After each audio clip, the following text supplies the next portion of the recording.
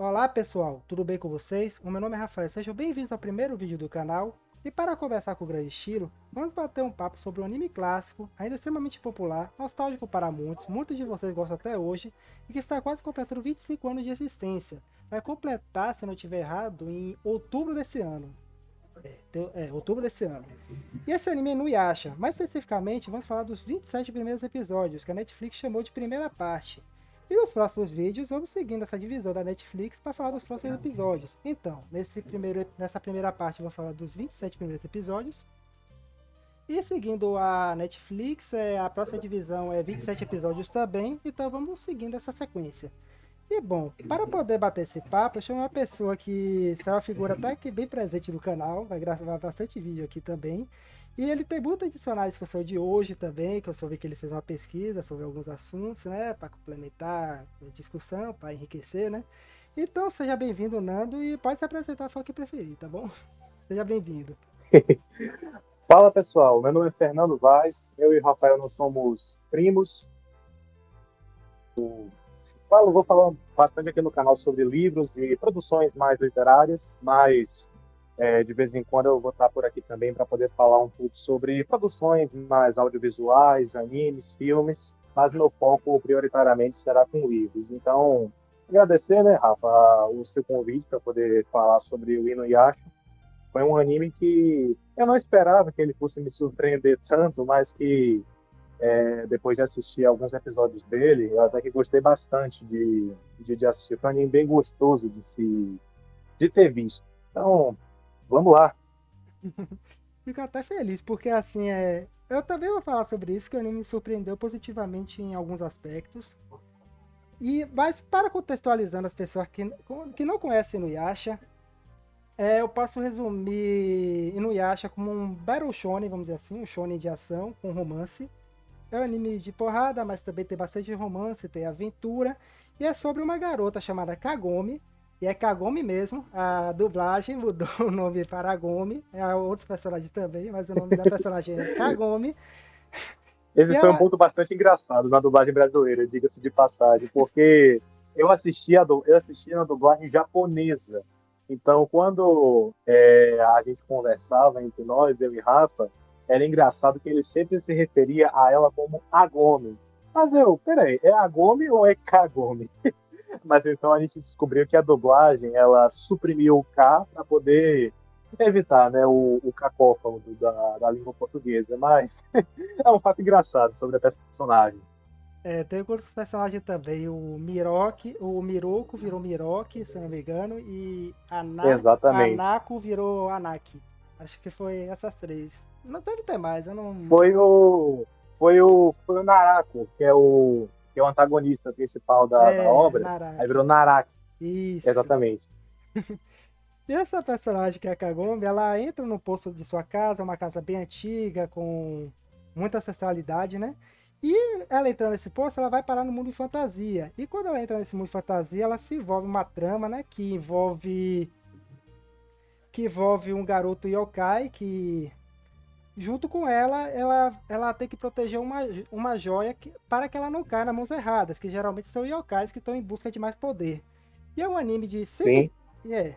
É basicamente isso a sinopse, né? Não sei se. Mas enfim, o anime tem 127 episódios entre 2001 e 2004 e teve mais 26 episódios entre 2009 e 2010. Eu acho que é 2000 e 2004, na verdade. Informação corrigida aqui. E a adaptação de um mangá de Rumiko Takahashi, que é autora que também já ganhou vários animes, as obras dela. Ramameio já ganhou até um remake ultimamente. O Seiyatsura ganhou um remake. Kyokai no Hine teve um anime bem meia boca há muitos anos atrás. E também teve Yasha Hime, que é uma continuação espiritual de Inuyasha, na verdade. Tipo um Boruto de Inuyasha, vamos dizer assim. Enfim, coisa da indústria. O anime é dirigido por Masashi Ikeda. Ele dirigiu do episódio 1 ao 44 de Inuyasha.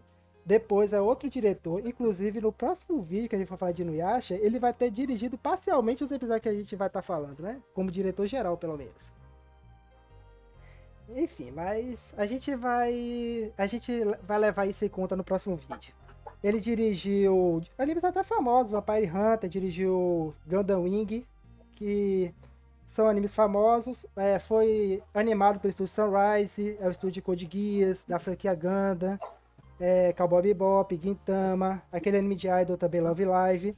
E eu já acho que, já que eu tô citando esses dois, a direção e estúdio, acho que eu já posso ir falando que, assim, para um anime tão longo assim, é até impressionante que ele consiga manter uma consistência desse nível, porque é uma produção que não é exatamente espetacular, mas é muito consistente e funciona durante a série inteira. Eu não senti assim nenhum episódio que realmente eu sinta falta, meu Deus, esse tá estragando os momentos que deveriam se destacar do anime, sabe? Funciona muito bem, tanto o estúdio quanto a direção. Eu tenho que concordar contigo, Rafa. A qualidade da animação e até em relação ao próprio modo como o enredo foi dirigido, eles são relativamente constantes ao longo da obra. Tem alguns, tem alguns pontos em particular que até podem causar um pouco de surpresa para quem assiste, principalmente as cenas em que a Kikyo aparece e você fica com mais pena da Kagome do que qualquer coisa. E como esses episódios em que o Inuyasha se encontra com a Kikyo, eles se repetem algumas vezes, não é só uma vez que isso acontece, isso pode gerar um pouco de quebra de expectativa para quem assiste. Mas, tirando essas situações, realmente o anime ele tem tanto uma animação que é consistente, o design dos personagens é muito bonitinho, bem trabalhado, não é aquela coisa acima da média, mas também não é uma coisa ruim. A gente deve dar o crédito ao estúdio e também o jeito como o enredo é conduzido. Eu vou falar um pouco mais disso mais para frente, mas é satisfatório e entrega bem. É, é um diretor e um estúdio que já tem um certo. Dá pra perceber que não são diretores que surgiram do nada, né? Eles já trabalharam em diversas coisas. Então, é um estúdio grande também, né? Ele é o estúdio da franquia Gundam, né? Que é uma franquia gigantesca. Então, e todos os animes são muito bem animados. Então, realmente é de se esperar que o anime vai ter uma produção boa. Mas, realmente cumpriu o que prometeu, né, o estúdio. E bastante consistente, realmente. Gostei bastante desse aspecto do anime. E bom, na verdade tem muita coisa a ser dita nesse vídeo, porque tem muito, principalmente em questão de roteiro, muito mais coisa do que eu esperava que eu iria falar durante esse vídeo. Mas acho que eu posso Esse começar. vídeo vai ter, esse vídeo vai ter quantas pílulas de duração? Tem a unidade de pílula de duração daqui a 1 hora. Vai lá, continue. Mas eu acho que eu posso começar falando, aí você pode ir concordando, discordando de mim, complementando. Mas, Ah, apesar de alguns problemas que o roteiro tem, eu já vou apontando eles para a gente tirar esses elefantes da sala, vamos dizer assim, para a gente ir falando dos pontos positivos, realmente, que tem bastante. Mas realmente tem uns pontos negativos que me incomodaram bastante, que está muito relacionado ao fato de ser um Battle Shonen de lançamento contínuo, né? 127 episódios seguidos. É uma insanidade pensar nisso hoje em dia. Pouquíssimos anime que fazem isso, exatamente porque o cronograma fica muito ruim para produzir um anime com essa duração. Semanalmente, né? E por conta disso, você percebe que o anime tem um roteiro que se arrasta em muitos momentos e torna um pouco mais, mas apesar de ser um roteiro muito redondinho, como eu vou falar futuramente, mas é um anime que acaba se arrastando em muitos momentos. Tem muita recapitulação desnecessária também. O anime fica recapitulando, relembrando coisa que você não faz tanto tempo assim que você viu. É bem aquela lógica de produção de TV mesmo também, que você tem que novela faz isso, né? Que tem que ficar relembrando coisa que aconteceu alguns dias atrás, porque talvez a pessoa tenha perdido o capítulo da novela, né? Mas esse anime faz muito isso. o Tem. Inuyasha, ele tem uma coisa engraçada, que assim, um anime que tem uma iniciativa diferente em relação a esse aspecto, que geralmente assim, alguns animes eles preferem fazer assim, Quando você está, por exemplo, num ponto da história em que você tem que relembrar de uma informação muito importante lá atrás, aí tem a ideia do flashback, de você Sim, relembrar alguns acontecimentos do passado. Só que o engraçado é que Inuyasha sempre começa o episódio revivendo algumas cenas do capítulo anterior.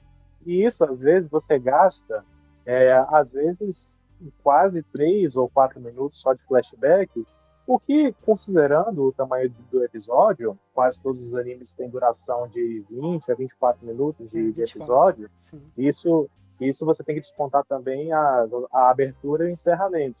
Então você vê que eles gastam um tempo significativo de tela jogando flashback. E às vezes é informação que você já estava lembrando do capítulo anterior, então estava mais fresco na sua memória. É um ponto que o anime peca em excesso, vamos dizer assim. Inclusive, não é só no começo do episódio, às vezes durante o episódio eles ficam mostrando cenas assim, e às vezes mais de 2 vezes, assim, teve cena que eu revi durante o andamento do episódio umas 2 ou 3 vezes. Eu tô quase certeza disso, no mínimo. Mas assim, outras coisas. Tem diálogos positivos demais também. Às vezes você tá vendo o que tá acontecendo, os personagens têm que pensar ou verbalizar o que você já tá vendo.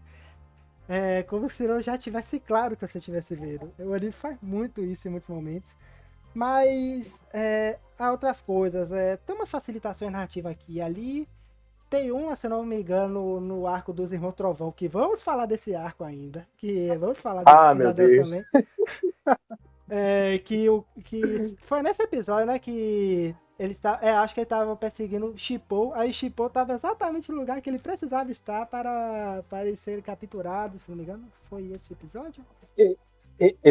Exatamente. É. É, o episódio em que os irmãos Trovão eles aparecem, ele começa com uma dualidade, tanto assim de você mostrar o irmão mais velho, os irmãos Trovão, que ele tem aquela aparência um pouco mais sóbria, um design um pouco mais trabalhado, e você percebe que ele é um personagem que, pô, a produção do anime se dedicou em fazer um personagem mais bem feitinho, e você tem outro irmão, que ele serve um pouco de alívio cômico para a história, porque ele tem um trauma, ele perdeu todos os cabelos dele, e aí ele tem um complexo de que ele não vai conseguir nunca se casar por conta disso. Então, é nesse contexto que o Shippo, ele aparece, e aí o Shippo, ele acaba apoiando tanto o Inuyasha, como também a Kagome, para poder eles conseguirem derrotar os irmãos Trovão. Ah, meu Deus, esses dois. Como me chama a paciência esse episódio. Cara, O Chifão tá assim, o incluso também. que Cara, o chato, assim, a gente vai falar ainda muito sobre isso ao longo do vídeo, pessoal, mas uma coisa que eu percebi no Yasha é que muitas vezes aparecem personagens que você vê, é aquela coisa que você vê em muitos animes. Quando você vê um personagem que geralmente é importante, ele tende a ser mais bem trabalhado no design, ele tende a ter uma caracterização mais bem feita, mais tempo de tela. Então, quando eu assisti Inuyasha pela primeira vez e eu vi esse personagem, acendeu uma luz na minha cabeça. Opa, esse personagem aqui, o irmão mais velho dos irmãos Trovão, ele deve ser um personagem importante de relevância para a história. Mas não, ele é morto em poucos capítulos e aí, o que antes era uma expectativa, uma esperança de que ele iria se desenrolar, ia ser um personagem grandioso, de grande relevância para a obra, Grande foi uma ela. expectativa frustrada. Ai, Então, é um anime que, em certo sentido, ele não sabe aproveitar muito bem os conflitos de protagonista, ou seja, o Inuyasha e a Kagome, contra os yokais que se põem no caminho deles. Às vezes, você espera muito de um yokai, de um antagonista, que está ali se colocando contra os protagonistas, mas no fundo não vai dar em nada. Ele só vai ser morto em alguns poucos episódios e vida que segue. Então, esse é um ponto particularmente negativo que eu achei no anime. Sim, e assim, esse anime, para não, tem alguns isekais que são importantes, nós vamos falar sobre eles, mas realmente a maioria deles é só o vilão da semana, assim. Só, só pra cumprir tabela mesmo do vilão da semana. É isso que eu queria dizer sobre isso tudo. Mesmo com esses pontos negativos, ainda é um bom anime. Porque ele, pra mim, ele conseguiu. Ele, primeiro, é um anime simples. A ponto de partida dele é muito simples. O anime é um Isekai. A gente critica tanto Isekai. E olha só, temos Isekai aqui pra elogiar, inclusive. Mas que Isekai não. Primeiro que aqui eles querem desenvolver uma história realmente. Não é que nem o Isekai que parece que só quer cumprir fanservice, essas coisas. Que realmente estão dispostos a contar uma história. E uma boa história que me surpreendeu porque ele tem, primeiro, pela sua abordagem rica da mitologia japonesa, aí você já sei que você vai complementar aí, que eu sei que você pesquisou. E também, outra coisa que me chamou a atenção é que é um Battle Shonen, mas também é quase tão relevante quanto ele ser um Battle Shonen, é que ele é uma história de amor, na verdade. E é uma história de amor muito romântica, assim, no sentido do romantismo mesmo. Porque é uma história basicamente sobre um amor proibido, e um humano e um meio monstro, né? Uma humana, na verdade, não. Ela é uma Exatamente. sacerdotisa, né? É ainda mais espiritualizada, vamos dizer assim. E essa história tem um fim trágico e os dois se reencontram no futuro por meio de uma reencarnação, né? A garota reencarna, né? Vamos dizer assim. Ela é sacerdotisa reencarnada no corpo de uma garota, a Kagome no caso. E também Exato. me chamou a atenção o foco muito positivo, que é, por falar na Kagome, a história dá um foco muito positivo na vida cotidiana da Kagome. Isso também é muito interessante que você vê ela voltando pro seu mundo. Então você vê como ela é no seu dia a dia. E isso funciona muito bem porque quando ela vai pro mundo de fantasia, o mundo de fantasia, pro mundo real dela, vamos dizer assim, você tem um parâmetro de quanto a vida dela mudou para ela ir no mundo de fantasia. E porque você vê na história que ela reclama de vez em quando dela estar naquele mundo, ela tem coisas que ela gostaria de fazer no seu mundo e tal. Então você sente realmente como era a vida dela e o quanto mudou e porque ela quer tanto voltar pro seu mundo, né? Você, você consegue entender mais o conflito dela. A Kagome, ela começa a viver a partir do conflito que se desenrola com a joia de 4 almas.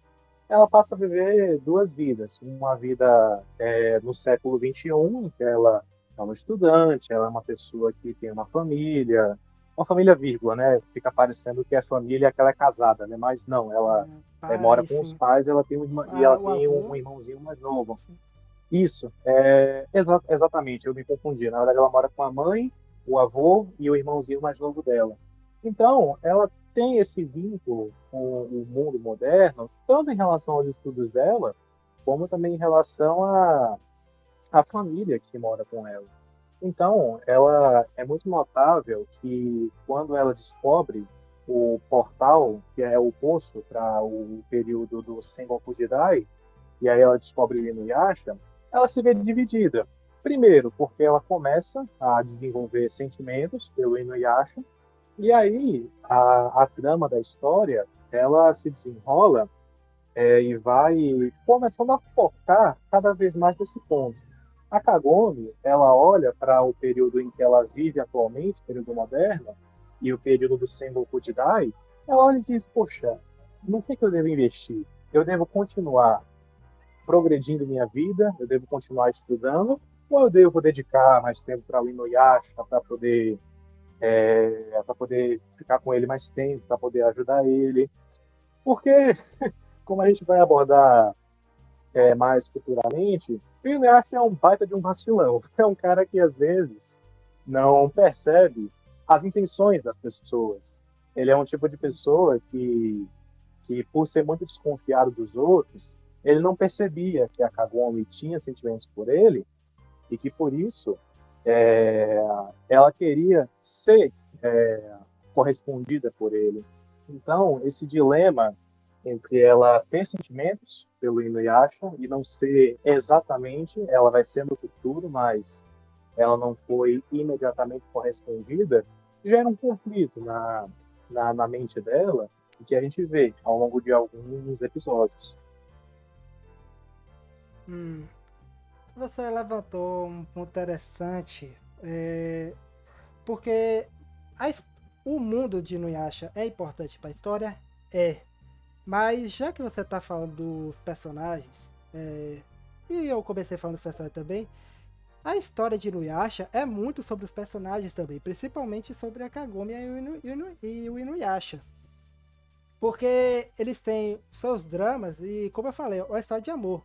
Eles têm um conflito a resolver, um conflito até interno deles, para que no fim a recompensa da história, vamos dizer assim, da jornada, tem o vilão para derrotar também, por isso que é um Battle Shonen, mas também a sua expectativa é que os dois fiquem juntos no fim, né? Ou não, vamos saber o Exato. que vai acontecer. Mas a gente imagina que os dois vão ficar juntos no final. E Isso. quando você pensa nisso, o conflito que os dois têm, né? A Kagome, mais no sentido dela ser mais honesta com os sentimentos, ela ela principalmente ela ser honesta com os sentimentos, né? E o Inuyasha, não sei se você tem algum conflito assim que você tem encontrado a mais sobre a Kagome, mas foi esse o principal que eu encontrei. E o Inuyasha tem mais conflitos, na verdade, né? Ele é o protagonista e tal, mas os dois são tão importantes quanto para a história, praticamente.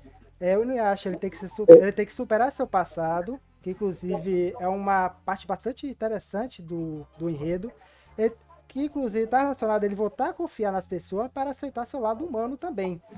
E tem três personagens que eu acho que são importantes para falar que estão relacionados a esse conflito, que são três vilões, vamos dizer assim. Dois realmente são vilões e o deles não é tão vilão assim.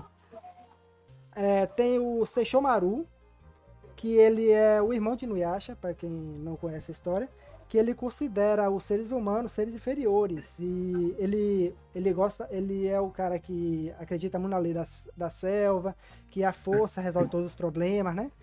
E Inuyasha quer ser exatamente igual a ele. E só que ele vai perceber. Só que aí entra o tema principal sobre voltar a confiar nas pessoas, porque quando ele se junta às pessoas, ele começa a ficar mais forte do que o seu Shomaru em muitos momentos. Ele individualmente pode não ser, mas eles juntos, eles acabam ficando mais fortes. Até um papo de amizade relacionado a Battle Shonen. Mas dá pra passar citando outros, se você tiver alguma coisa a completar sobre o Sesshomaru e sobre o que eu tinha falado antes. Tem algumas coisas sobre o Sesshomaru que são interessantes de trazer, e até trazendo um pouco da cultura japonesa. O anime, ele bebe muito da fonte da mitologia japonesa para poder Sim, estruturar o jeito como os personagens, e não só os protagonistas, como também os personagens secundários, eles interagem entre si e a dinâmica de poder que existe entre eles. Por exemplo, dentro da mitologia japonesa, existe a figura do yokai. O sim, yokai, em tradução livre, você pode traduzir como demônio, como monstro, ou então até como espírito. Mas os yokais, eles não são um tipo só de criatura, eles se dividem em vários tipos. Então, por que que o Inuyasha, como o Rafa falou, ele tem tanto essa tara por ser como o seu irmão Sesshomaru? Tatara foi Porque ótimo. ele é filho, essa tara, porque ele é filho de um yokai completo, o Toga, pai dele, teve um filho com uma humana. E aí, a partir dessa união, nasceu o Inuyasha. Então, o Inuyasha, ele é o que a gente chama, na mitologia japonesa, de um Hanyo, que significa, literalmente, meio yokai, ou yokai mestiço. Ele é uma mistura de um humano com um yokai perfeito, um yokai completo. Só que o Sesshomaru, por outro lado, ele é filho também do Toga, mas com uma yokai feminina, vamos dizer assim. Então, por conta disso, o Sesshomaru é mais poderoso que o Inuyasha, pelo menos no primeiro momento. E ele, diga-se de passagem, ele é um Dai Yokai, que é uma classe de yokais que eles naturalmente têm um poder que é maior do que o de yokais comuns, por assim dizer. Geralmente, esses Dai Yokais, eles, além de terem um grande poder, alguns deles podem mudar entre uma forma humana e uma forma de um animal gigantesco. O Sesshomaru, em uma das lutas contra o Inuyasha, por exemplo, ele se transforma num cão branco gigantesco. Sim. Um personagem também que é muito importante, que vai aparecer mais para frente, e isso o Inuyasha já havia aprendido alguma coisa sobre como usar os poderes dele com a espada, a Tessaiga, é o Ryuksusei, que é um dragão que nem mesmo o pai do Inuyasha, o Toga, conseguiu derrotar. E, e esse personagem, o Ryuko Tsusei, ele é um dragão gigantesco e poderosíssimo. Então, para você ver que o Inuyasha, na condição de um yokai mestiço, ele se sentia inferior ao seu irmão Sesshomaru. E é essa dinâmica de um irmão se sentir inferior ao outro que dá a faísca para começar o conflito da história. Por quê? A história ela basicamente começa com o Inuyasha supostamente sendo traído pela Kikyo. A Kikyo ela teria selado o Inuyasha num sono por uma flecha mágica. E aí o Inuyasha, quando ele acorda, ele fica pistola da vida com todo mundo. Não confia em ninguém. Ele quer se tornar um yokai completo, para não dever satisfação para ninguém, para ser mais forte que todo mundo. Então, esse modo de estruturar o conflito do Inuyasha contra o mundo e contra as pessoas, ele é estruturado de uma maneira muito inteligente, tanto usando a cultura japonesa como uma fonte para você hierarquizar as criaturas que aparecem no anime, como também usando o conflito entre a Kikyo e o Inuyasha como um ponto de partida desse conflito. E isso é um ponto de partida que foi muito bem desenhado e que é o início para toda a trama se desenvolver. Sim, é uma coisa que eu iria falar, inclusive futuramente, o roteiro de Inuyasha, ele é muito redondinho. É uma das principais qualidades do roteiro. Você entende o ponto de partida, você entende onde o roteiro mais ou menos quer chegar, e o fio condutor que vai ligando os dois, você começa a perceber que é muito coerente. Você percebe onde a trama está querendo chegar, assim, com muita clareza. E isso daí se tornar também, talvez um pouco previsível, mas não exatamente previsível, porque você não sabe exatamente os caminhos que você tomaram, mas todos os caminhos que o roteiro toma, você começa a perceber como ele está chegando ao destino, né? Que o anime meio que tá dando sinal que vai chegar. Então, um roteiro muito coerente. Mas voltando a falar de alguns personagens muito relevantes nesse conflito, do Inuyasha com a Kagome. O Narako, que é o vilão principal da série, né? O antagonista, que é um cara muito frio, obsessivo, que foi originado na união de vários espíritos ruins. E o poder dele basicamente é, enquanto o Sesshomaru vai se transformar em um cão gigante, o poder especial dele é que um deles, né? Porque ele tem muitos poderes, é de meio que ele Sim, toma a forma de qualquer pessoa, né? Ele pode se tornar ele pode ganhar a forma de qualquer pessoa. E meio que ele é o ponto de partida do.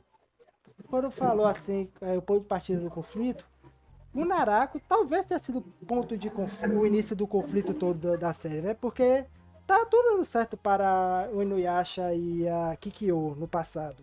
Aí aconteceu aquele evento do Narako enganar os dois. Os dois acabaram se matando praticamente, né? Inuyasha não morreu, mas enfim, ele ficou preso por não sei quantos anos. E basicamente com ele se iniciou o conflito e com ele eu acho que vai se terminar. É meio que o fim do. É o que fecha o arco dos personagens, né? Com ele se iniciou o conflito e com ele se terminará. Não sei se você acha que ele é o ponto principal assim, da série. O Naraku, o personagem, ele é um dos que mais captura, na minha opinião, uma das mensagens centrais do anime. A gente vai discutir isso até ao longo do próximo vídeo, que a mensagem a gente compreende quando a gente vê o anime como um todo, e aí você consegue dizer assim, pô, o anime quer passar isso para você como uma mensagem global. Mas a gente já pode começar falando do seguinte: o anime, ele começa girando em torno do quê? Da Shikon no Tama, que é aquela joia que confere poderes especiais para quem a possui. Hum, E desde o início, a gente percebe que quem tem a posse da Shikon no Tama, ou quem tenta ter essa posse, vai acabar tendo muitos problemas nesse meio caminho. Por exemplo, a Kikyo, apesar dela ter tido a posse da joia, no intuito de purificá-la, de usá-la para o bem, ela acabou sendo morta, porque havia muita gente cobiçando aquela, aquela joia poderosa. Por outro lado, todos os yokais, qualquer yokai que se prezasse, estava atrás da joia de quatro almas para obter poder, para se tornar mais forte. Então, a joia de quatro almas, ela encerra uma mensagem que é a seguinte: a busca por poder, ela desumaniza aqueles que a buscam aqueles que buscam o poder com muita avidez. E eu vejo isso muito forte na figura do Naraku. Por sim. quê?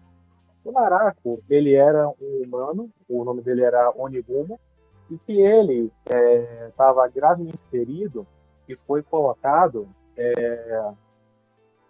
dentro de uma caverna, né, para poder ele se recuperar.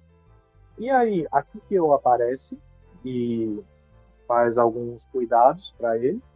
Só que aí o que acontece? A Kikyo, em um dado momento, ela sai da caverna e o Onigumon, ele começa a interagir com alguns yokais. E aí o Onigumon, desejando a Kikyo para si, ele diz o seguinte: eu quero que vocês se fundam comigo. Falam para os yokais isso. Uhum. E mesmo após ele se fundir com os yokais que estavam lá presentes e obtendo com isso um poder gigantesco, ele é um híbrido de um humano com vários yokais, ele não se contenta com isso. Ele quer ir atrás da joia de quatro almas para poder extinguir o seu lado humano e se tornar um yokai completo. Então, Uhum. essa busca pela joia de quatro almas, ela representa uma espécie de perda da própria humanidade. Em nome do poder de você se tornar alguém forte, essa busca ela pode trazer para você uma perda da sua humanidade. Então, essa mensagem ela parece muito forte no Naruto e concordo contigo que isso é um dos pontos principais da série. E ela também aparece, ainda que um pouco de forma menos intensa e menos marcada, no Inuyasha, já que depois que ele é enganado pelo Naraku na forma da Kikyo para poder e ele acaba sendo morto, né? Morto Uhum. não, ele acaba sendo selado, perdão. Depois disso, o Inuyasha ele acorda sedento por poder. Ele quer a joia de quatro almas com o mesmo objetivo do Naraku, que é extinguir o seu lado humano e se tornar um yokai completo. Então a gente vê com esses dois personagens, o Inuyasha e o Naraku, essa mensagem de que a busca pelo poder, ela desumaniza, ela torna você uma pessoa menos humana. E Corrompe a a gente vai ver humanidade, um né? pouco mais tarde, exatamente. E a gente vai ver um pouco mais tarde que o anime, ele usa essa trama para depois oferecer um contraponto, que é o jeito como o Inuyasha ele redescobre que ele pode se abrir com outras pessoas, que ele pode contar com as outras pessoas para poder ser alguém forte. Mas isso a gente vai falar um pouco mais para frente. Sim. Outro personagem desses, eu falei de dois já, é do Naraku e do Sesshomaru, que estão muito relacionados ao conflito do Inuyasha e da Kagome, que eles precisam superar. Também tem a própria Kikyo, que ela meio que aparece, ela surge depois como um espírito vingativo, vamos dizer assim, né? Ela, Exatamente. basicamente, ela só sobrou o ódio no espírito dela, né? Porque tem uma trama que uma bruxa quer reviver a Kikyo e usa a Kagome, né? Que é a Kagome que tem a alma da Kikyo. Só que se Exato. transferiu parcialmente, acabou ficando parcialmente na Kikyo, né? Só ficou mais os ressentimentos com ela. E ela meio que está relacionado ao que uma das coisas que o Inuyasha precisa superar, que é a questão dele precisar superar seu passado. Por dois ficarem juntos, ele precisa superar o seu passado, entender que a pessoa que tá na frente dele, inclusive, não é a própria Kikyo, é outra pessoa, ele tá gostando de outra pessoa. E isso daí também tá muito relacionado ao conflito principal da série, né? Esse ressurgimento da Kikyo. É meio que para fechar os pontos que a série quer falar, quer desenvolver durante a trama. Tem um episódio em que isso fica muito, muito claro que o Inuyasha ele precisa de fato vencer o passado dele, que é um episódio em que a Kikyo, mesmo tendo aparecido já várias vezes para o Inuyasha, e aí o Inuyasha ele vai atrás da Kikyo e ele tenta de certa forma reviver aquilo que ele viveu de romance com a Kikyo no passado. Mas há um episódio em específico que fica muito marcante na história, porque a Kikyo meio que tenta levar o Inuyasha do plano terreno para um plano espiritual. Meio que, salvo engano, me corrija se eu estiver falando besteira, Rafa. Hum, Ele tenta levar o Inuyasha para o inferno, né? Ela meio que sim, diz assim, eu vou levar você para o inferno junto comigo. E sim, o sim. Inuyasha, tentando meio que estar de novo com a pessoa que ele amou no passado, ele começa a se deixar levar pela Kikyo. A Kikyo abre um portal e aí começa a levar o Inuyasha para um plano espiritual. Só que aí a Kagondo, ela aparece e aí ela desperta o Inuyasha do transe em que ele estava e aí convence ele, não, cara, esquece essa mulher, vamos ficar aqui no plano terreno que a gente tem uma missão a cumprir. A gente tem que juntar os fragmentos da joia de quatro almas e aí a gente impediu o Naraku de cumprir o plano dele. Então, a Kikyo ela surge como um personagem que oferece uma dualidade entre a Kagome e ela. Ou seja, o Inuyasha ele tem a oportunidade de cultivar agora uma nova relação com a Kagome, de ajudá-la a recuperar os fragmentos da joia de quatro almas, ou então ele pode se apegar a um amor que ele viveu no passado com a Kikyo, mas que ao mesmo tempo não é a mesma pessoa. A Sim. Kikyo, ela era, de fato, uma personagem que ele amou no passado, mas que agora, no fundo, não passa de um corpo que tem apenas os sentimentos de ressentimento que ela cultivou após o Naraku ter enganado ela usando o disfarce do Inuyasha. Então, essa dinâmica do Inuyasha ele ter que convencer a si próprio de que a Kikyo ficou no passado e de que essa Kikyo que está atualmente, ela não é a mesma pessoa, mas é um corpo com um espírito diferente. É uma dinâmica que é muito interessante e que, não vou mentir, causa para o espectador uma grande quebra de expectativas. Se você está lá na torcida pelo Inuyasha, pela Kagome, eles se entenderem, eles eventualmente acabarem se juntando, mas por repetidas vezes o Inuyasha ele se encontra com a Kikyo e ele reluta em aceitar que o seu amor pela Kikyo ficou no passado. Sim.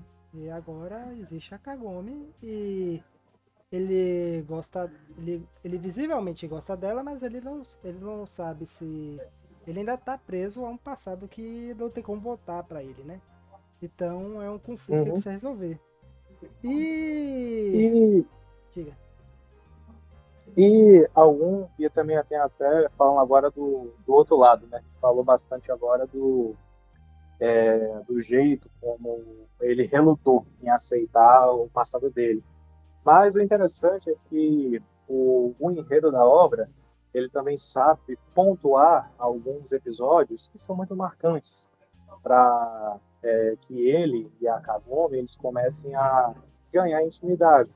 Tem um episódio em particular que a Kagome ela sai pé da vida de lá do Sengoku Jidai Só e uma aí vai vez. pro mundo. É só uma vez, é verdade. Foram várias vezes em que ela saiu do Sengoku Jidai. Só que aí o Inuyasha, se antes ele era meio aquele cara marrento que dizia para si mesmo, ela que vai pro mundo dela, eu não ligo para isso, Uhum. eu não preciso dela para nada. Com o tempo, ele vai se flexibilizando, ele vai se tornando uma pessoa que tenta entender os sentimentos da e o episódio que isso acontece, que ele vai lá para o século XXI para poder ver a Kagome e falar com ela, isso é muito marcante na história. E entre idas e vindas, dele indo para o século XXI e se encontrando com a Kikyo, ele acaba, de fato, reconhecendo mais para frente que ele gosta da Kagome e que quer construir alguma coisa com ela.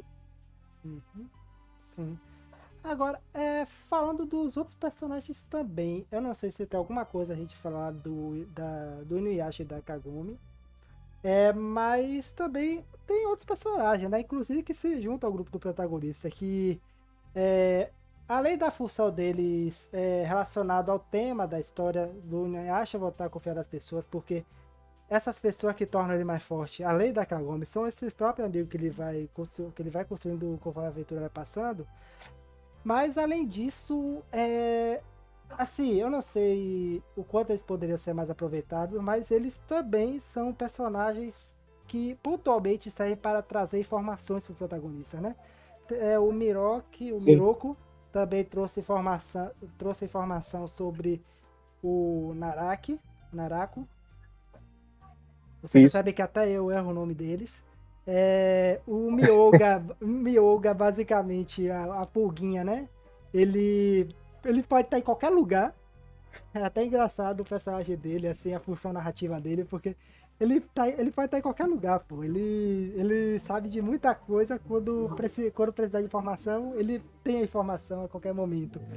Ele pode trazer informação a qualquer momento. E a Sangô traz informação sobre a joia de quatro almas, né? Você pensar que os personagens estão É, mais pontualmente para trazer informação e para combinar essa temática de juntos são mais fortes, vamos dizer assim, matemática muito shonen de ação, né? Que tá todo mundo muito acostumado. uma coisa muito legal no Miroku e até na Sangô é que elas deslocam um pouco o foco da narrativa, não só para o Inuyasha e a Kagome, que eles têm sim os seus poderes. O Inuyasha ele tem os seus poderes de yokai Interpreta e Saiga. também ele também tem as habilidades com a Tessaiga. A Agome também tem a habilidade de disparar flechas mágicas, como a Kikyo também fazia, apesar de não ser plenamente desenvolvido. Ah, Mas também a Sangô e o Miroku, eles também têm suas habilidades especiais. O Miroku, como ele tem a... Poxa, eu não sei o nome em português disso, eu só sei em japonês, vou falar assim mesmo. ele Que é a tem. Kazana, é um furo que ele tem, né, na mão, que ele suga tudo que está na frente É quase um buraco através negro. disso. Quase um buraco. Exato, perfeito. Exato. E a Sangô, ela tem habilidade de combate. Tanto é que o pessoal chama ela de exterminadora de yokais, ou uma yokai taidia. Então, a força desses personagens, quando combinada com as habilidades do Inuyasha, eles formam um grupo que eles se unem para poder combater os yokais, e não fica aquele jeito de narrar que só um personagem vai à luta. Não, todos os personagens, cada um com suas habilidades e fraquezas, eles ajudam a derrotar os yokais, a derrotar como é que eu vou chamar? Aquelas entidades que o Naraku criava a partir do próprio corpo. Vou chamar dos clones Ah, do sim, Naraku. sim. Uhum. Aí tem a Kagura, tem a Kana, tem os irmãos Kageromaru e o Tageromaru. Então, todos os personagens, eles se unem em prol desse objetivo. E a mensagem que isso passa é justamente do quê? De que eles estando unidos, eles formam um time mais forte. Que é uma mensagem contrária, justamente a que o anime passa com a Shikon no Tama, que é a ideia de que a Se Shikon no acumular Tama ela poder é uma pra busca você, por, né? exatamente. A Shikon no Tama ela é uma busca de poder mais egoísta, mais egocêntrica. Uhum. Então esses dois personagens, a Sango e o Miroko, eles servem justamente para poder passar a mensagem oposta. Sim. Ah, tá. Outras duas coisas assim que eu me lembrei sobre. Voltando para a Kagome, inclusive. Que eu acho muito interessante também que é tão legal quando botam uma. Porque quando você assiste o Battle Shonen, tem muito anime que a personagem feminina só serve de. Só serve ou para Então, ser serve? protegida, ou para fanservice, ou para ser protegida.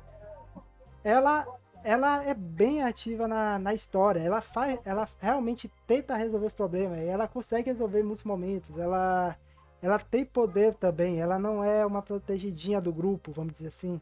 É tão legal isso, ver isso de vez em quando. E outra coisa Sim. que eu queria pontuar, que os personagens, esses personagens secundários, eles também funcionam pelo seu carisma. Todos eles são muito carismáticos. O menos carismático para mim é o Tipo, mas deve ser muito pessoal. O arco que ele introduziu também não é bom. A gente já pode falar dos Irmãos Trovão se você quiser. A gente já falou bastante, né? Chega do Irmão Trovão também. É, Mas os o irmãos arco. Trovão. Hum. Fale. Os irmãos, eu só ia falar que os irmãos Trovão, se a gente for parar para poder falar deles, o vídeo vai ficar muito chato, porque, cara, que introdução de personagem horrível, cara, na moral. E ele também não é muito carismático. Ele irrita em muitos momentos. E no geral, mesmo Yoga, ele não é um. Ele é um Battle Shonen, ele não é um personagem ativo nas batalhas, né? Ele é mais covarde, inclusive, ele foge das lutas. Mas ele tem o seu carisma de ficar fazendo isso, de ficar nesse vai e vem dele. Toda vez que tem um problema, ele cai fora e aí às vezes ele. Aí quando não tem problema, ele volta e ele traz uma informação que ele tá em não sei aonde. É até um recurso de roteiro Uhum. engraçado de trazer informação sem precisar criar muito contexto para as informações chegarem até eles, né? Exatamente. Os personagens secundários, eles têm personalidades que são bem fechadinhas, são bem caracterizadas. O Miroku é o monge meio pervertido, que ele se aproveita de oportunidades para poder tentar meio que tocar nas partes das moças e etc. Meu Deus A do céu. Sango, ela tem a Sango, ela tem um irmão mais novinho, o Kohaku, e ela tem uma ligação muito forte com ele. E quando o Kohaku ele se torna um, um, um capanga do Narako, não por vontade dele, mas porque o Narako inseriu um fragmento da Shikon no Otama nele, aí a partir disso tem alguns episódios em que se desenrola uma trama que é a seguinte: o Kohaku ele está agindo por vontade própria ou ele está agindo pela vontade do Naraka? Hum, Então, essa trama que se desenrola entre o Kohaku e a Sango tentando meio que se reconectar com o seu irmão, ela é emocionante e consegue prender a gente. A gente entende o conflito que a Sango ela passa. O Myoga, eu não tenho muito a falar, né? Acho que você já falou muito bem sobre ele. É um personagem que ele serve como um pequeno conselheiro sobre o que eles devem fazer e etc. E o Shippo, ele tem mais aquela função de alívio cômico barra ser a criança irritante da história, né? Aquele cara um pouquinho mais birrento e tal, mas afinal é só uma criança, né? Então, são todos personagens muito bem caracterizados e que cumprem bem seu papel. uhum. E assim, tem muita coisa a ser dita sobre o Inuyasha, como a gente falou. Mas, assim, outras coisas que a gente pode ir falando. Inclusive, eu queria pontuar sobre a opening de Inuyasha. Que opening Ah, bem meu Deus. dirigida e que música boa. E as endes são mais simples, endes geralmente tem umas endes mais criativas ali, aqui e ali. Não é o caso de Inuyasha, mas as músicas são muito boas também. Mas a opening desse anime, que é difícil escrever em palavras o quanto ela é boa em termos de direção, em termos de música mesmo, né? Sim, a dublagem brasileira da primeira abertura ficou muito boa.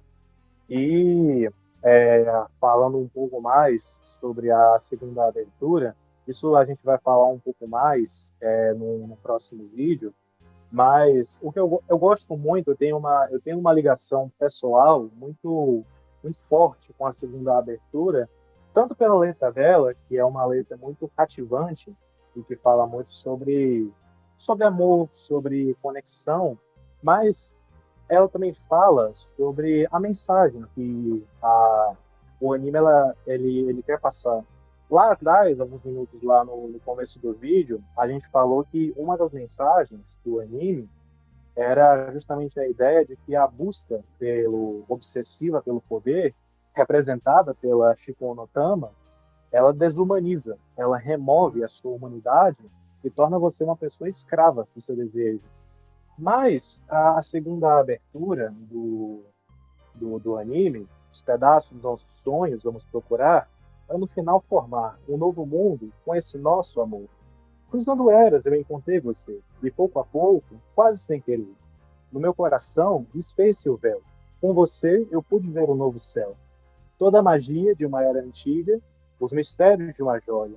Tantos perigos, uma grande intriga, uma velha história a se repetir.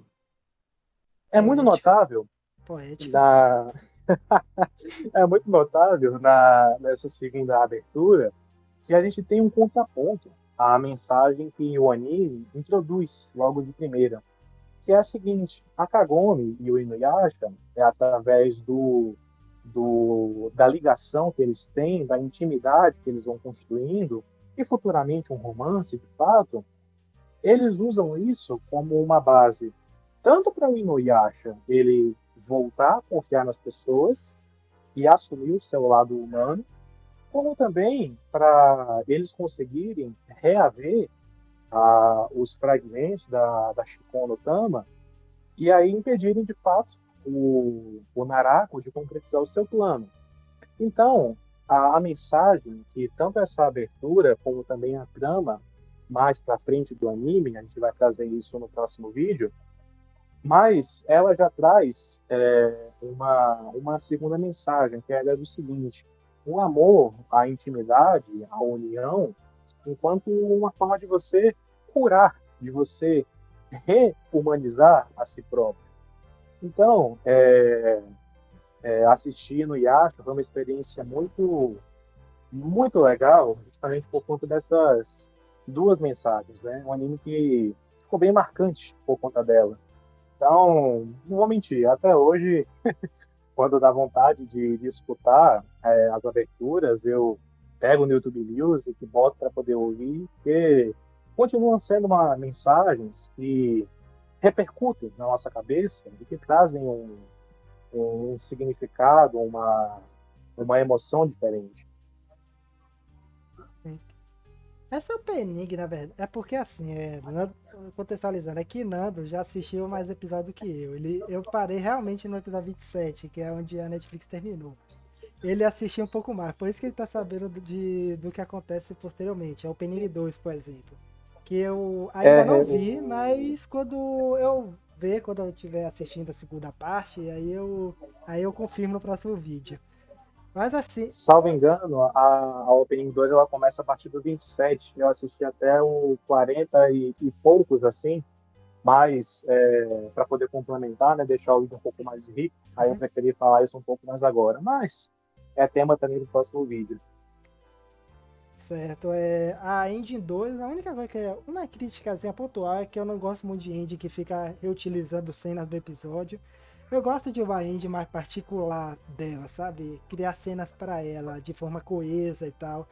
Sempre, sempre causa aquela estranheza quando eles pegam cenas do episódio para complementar a engine, sabe? E a Engine 2 faz isso, mas a música é muito boa realmente. Mas se concluindo então o que a gente acha sobre Inuyasha. É, você recomenda Inuyasha? E o quanto aqui você recomenda?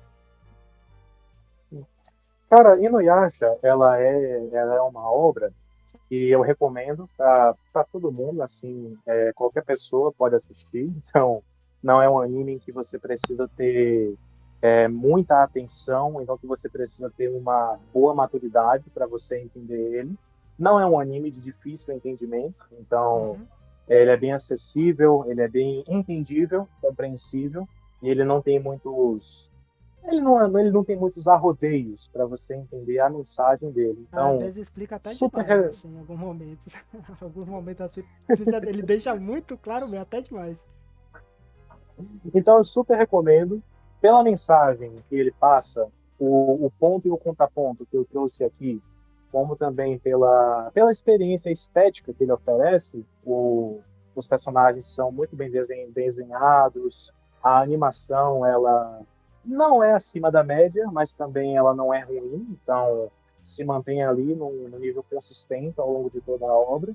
Então, é uma experiência boa, visualmente falando, e também, cara, se a gente fosse falar só pelas aberturas e as músicas que usam de trilha sonora, pô, são show.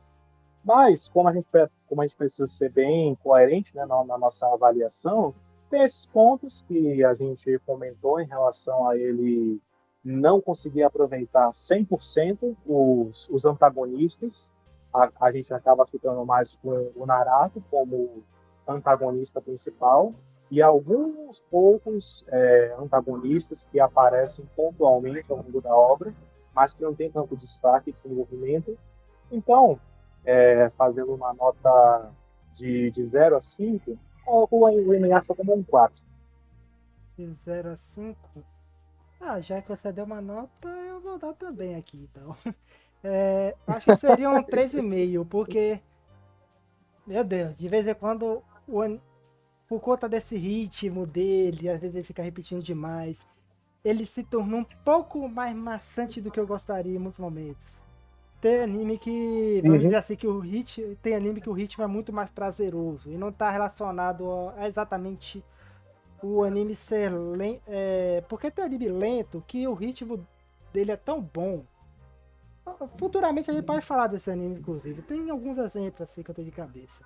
Mas ele é lento. O problema dele é que ele é um pouco mais lento e repetitivo, além do necessário. Isso torna um pouco mais maçante a experiência. Mas assim, é tudo o que ele falou. Sim. É um roteiro muito bem estruturado, assim, apesar desses problemas. Em termos de. Vamos dizer assim, a sequência de eventos é muito coerente da história. E o que ele quer construir, onde ele quer chegar. É tudo muito claro e é tudo muito coeso. Então, eu recomendo caso a pessoa queira assistir um Battle Shonen de romance assim. Apesar de não ser o melhor anime que você vai assistir na sua vida, muito provavelmente. Deve ter gente que acha o melhor anime da sua vida? Deve ter. Mas eu acho que não seria nesse nível também.